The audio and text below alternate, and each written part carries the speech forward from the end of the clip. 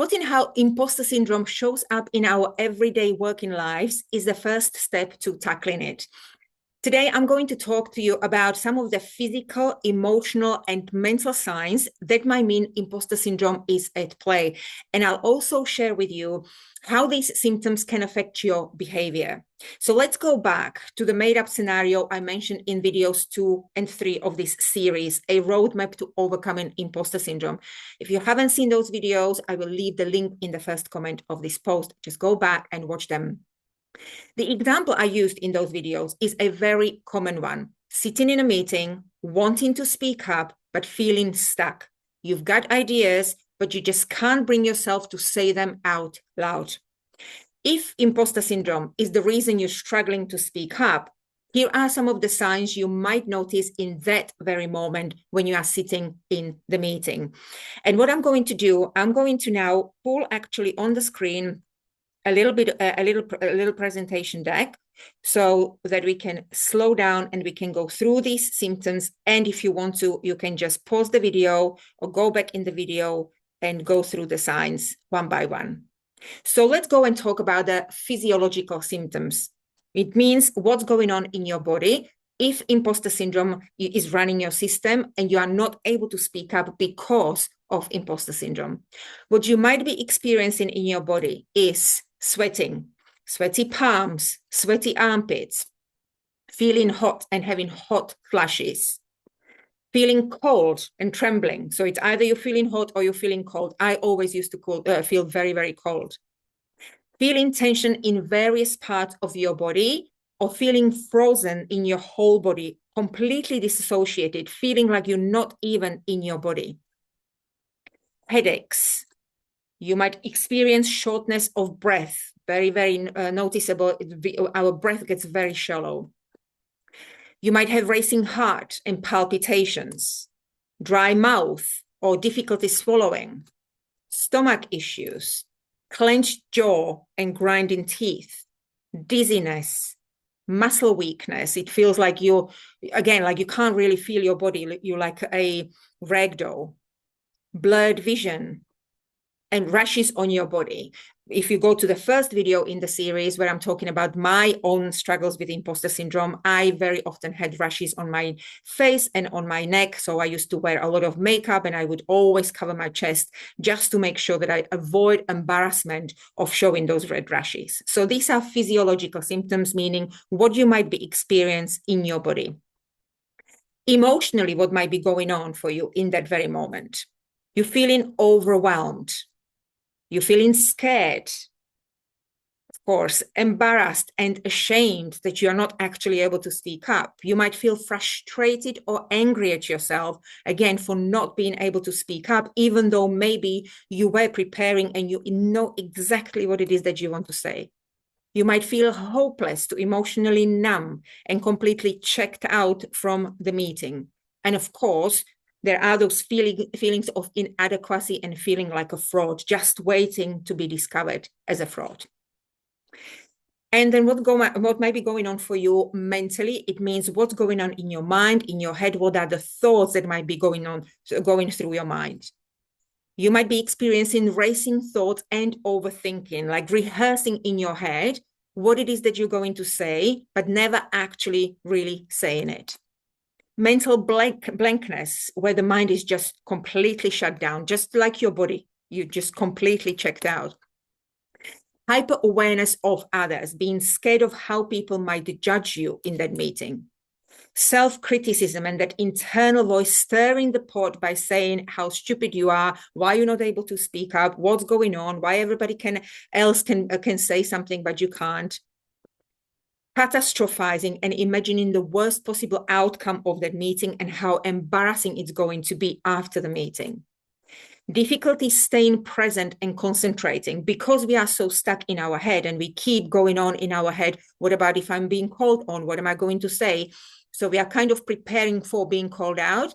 And that, of course, blocks us from staying in the present moment. Comparing yourself to others in the meeting room and feeling like you're less than them. So these symptoms, once again, in your body, physiological, emotional, and mental are going on inside you. So this is your inner world that nobody else apart from you is experiencing. So nobody else can really see what you're feeling, what you're thinking, what's going on inside your system. But these internal symptoms are going to translate into how you're going to behave, how you're going to show up in that meeting. And that, of course, is already visible to the rest of the group. So these symptoms might show up in your behavior as following: avoiding eye contact to avoid being called on, right? Fidgeting, this helps release energy. Pretending to be busy, like looking at notes or a laptop because you want to avoid engaging. Agreeing with others, even if you don't fully agree. Again, we're doing this because we want to avoid conflict or we want to avoid attention. Or the other extreme is you over-explain and over-justify just because you don't want to appear like you don't know. This used to be, again, my case. I would just make up stuff all the time because I was embarrassed to say, I don't know.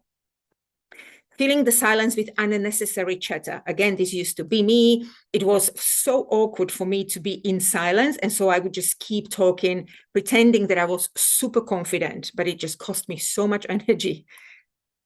And then there are many people that make jokes, you know, that kind of nervous laughter that people use. That is, once again, another behavior used as a coping mechanism to cover how we really feel on the inside. So let me stop sharing, bring myself back in. So once again, physiological, emotional, and mental symptoms that are going on inside of your body, and they then result in the behavior that is then visible to the rest of the group. And of course, these behaviors will create a certain result for you. I want to today leave you with homework, two-part homework. If you would like to receive a workbook from me, which you can use for this homework and also moving on in the series, please just click on the link that is in the post and I will send you the workbook. The homework that I want to share with you today, or I want to ask you to follow and do with me, has got two parts. One, take your time, take a pen and paper and just take time to go through these symptoms. Write them down, the ones that resonate on physiological, emotional, and mental level, and also the behaviors that resonate with you. And then think about the situation, a meeting or conversation where you felt one or several of these symptoms and behaviors. And write down, again, if you ask for the workbook, I will send you a workbook so you've got all the prompts in there. Write down what was going on in the meeting, who was in the meeting, what was your role in the meeting.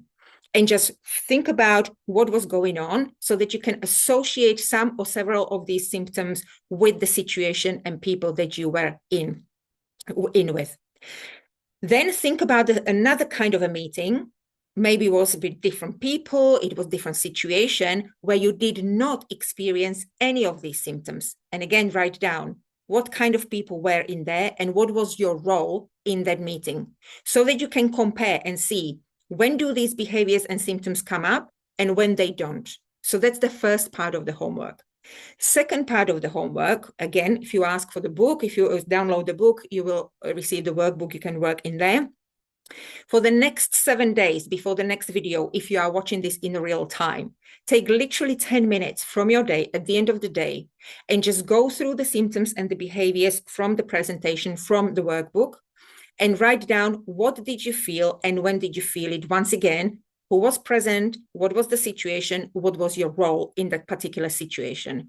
Do this for 7 days. And then at the end of 7 days, go back to that workbook and look at the patterns, because there will be a pattern when you experience these flashes or these symptoms, either in your physical body, in your emotional, or in your mental body. And you will start identifying where you start feeling the signs of imposter syndrome. Also compare it with the first part of the homework, because once again, there will be a resemblance, there will be a pattern. And this is important for us to do if we want to start overcoming imposter syndrome. So I invite you to take your time, literally 10 minutes a day, and then we will continue working with what you find out in the next video. When you do find out and you see a certain pattern, you see, for example, you feel scared when there are authorities in the room, as an example. then I want you to ask yourself, when earlier in my life did I feel a similar feeling? When earlier in my life, the earliest you can remember, did I experience a similar either body tension or some similar fear? What was the connection? And see if anything comes up. Do not force anything. We do not want to force or make anything up just for the sake of making things up. But we just want to see if there is any resemblance that comes up for you after you observe the symptoms for 7 days. So let me know how you get on. Download the book in the link in the post. If you want to book a free session with me, if you are a leader or a business owner leading your team, you know I offer a free 90-minute session. Let me know, and I look forward to either speaking to you on your one-on-one or speaking to you in the next video. And as always, my beautiful friends, with loads of love, I'll speak to you later. Bye.